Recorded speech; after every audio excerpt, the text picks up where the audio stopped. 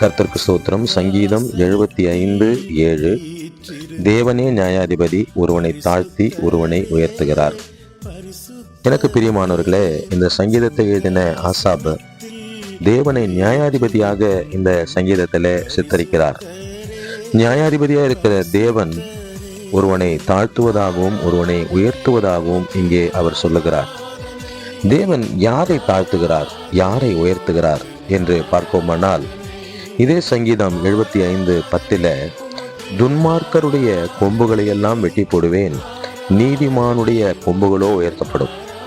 ஆக நீதிமானாய் இருக்கிறவர்களை அவர் உயர்த்துவார் என்றும், அநீதி செய்கிற துன்மார்க்கர்களை அவர் தாழ்த்துவார் என்றும் ஆசாபு சொல்லுகிறதை நாம் புரிந்து கொள்ள முடியும்.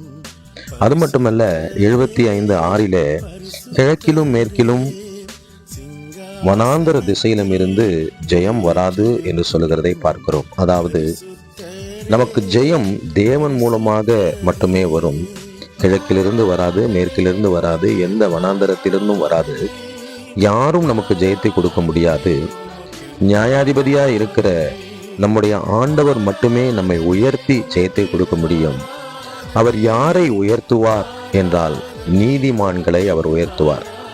அதனாலே தான் இதே சங்கீதத்தில் ஆரம்பிக்கும் போது 75:1 ஆரம்பிக்கும் போது, உம்மை துதிக்கிறோம் தேவனே, உம்மை துதிக்கிறோம், உமது நாமம் சபிமாய் இருக்கிறது என்று உமது அதிசயமான கிரியைகளை அறிவிக்கிறது என்று சொல்லுகிறதை பார்க்கிறோம். ஆக நீதிமானாய் காணப்படுகிற கர்த்தருடைய பிள்ளைகள் அவரை துதிப்பார்கள், அல்லது அவரை துதிக்கிறவர்கள் நீதிமான்களாய் மாறுவார்கள்.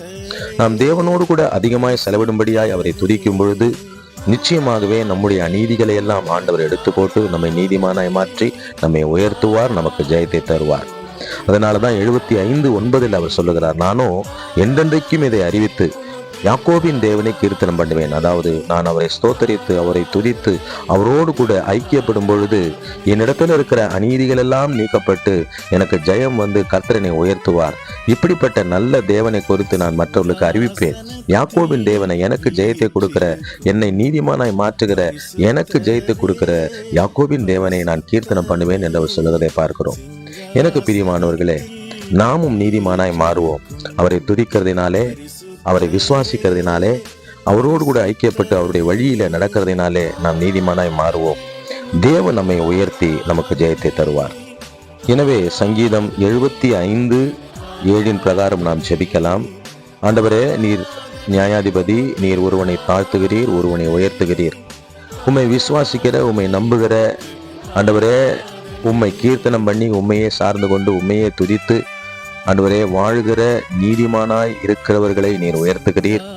அப்பா, நாங்களும் அப்படியே இருக்க, உம்மை விசுவாசிக்க, உம்மை சார்ந்து கொள்ள, நீதிமானாய் இருக்க ஆண்டவரே அப்பா, நீர் எங்களை உயர்த்தும்படியாக எங்களை தாழ்த்துகிறோம். ஆண்டவரே, கிழக்கிலிருந்தும் மேற்கிலிருந்தும் வனாந்தர திசையிலிருந்து ஜெயம் வராது. நியாயாதிபதியா இருக்கிற நீரே எங்களுக்கு ஜெயத்தை கொடுக்க முடியும் என்பதை அறிந்து ஆண்டவரே, நீர் எங்களை உயர்த்தும்படியாய் உம்மை விசுவாசிக்கிறோம், உம்மை நம்புகிறோம், உம்மை துதிக்கிறோம், உம்மை கீர்த்தனம் பண்ணுகிறோம். என்றென்றைக்கும் இதை மற்றவர்களிடத்துல அறிவிக்கும்படியாக ஒப்பு கொடுக்கிறோம். இப்பொழுதும் இந்த ஜபத்தை கேட்டுக்கொண்டிருக்கிற ஒவ்வொருவருக்கும் நியாயாதிபதியாக இருக்கிற நீர் நியாயம் செய்யும்படியாக, நீதி செய்யும்படியாக, அவர்கள் உம்மை விசுவாசிக்கிறதுனால அவர்களை உயர்த்தும்படியாக நான் ஜெபிக்கிறேன். உம்மை விசுவாசிக்க அவர்களுக்கு அந்த உணர்வை கொடுப்பீராக, அவர்களை நீர் உயர்த்துவீராக. கர்த்தர் அவ்வண்ணமே செய்தபடியினாலே நன்றி சொல்லுகிறேன். இயேசு கிறிஸ்துவின் இனிதான நாமத்தில் ஜெபிக்கிறோம் தகப்பனே. ஆமேன், ஆமேன், ஆமேன்.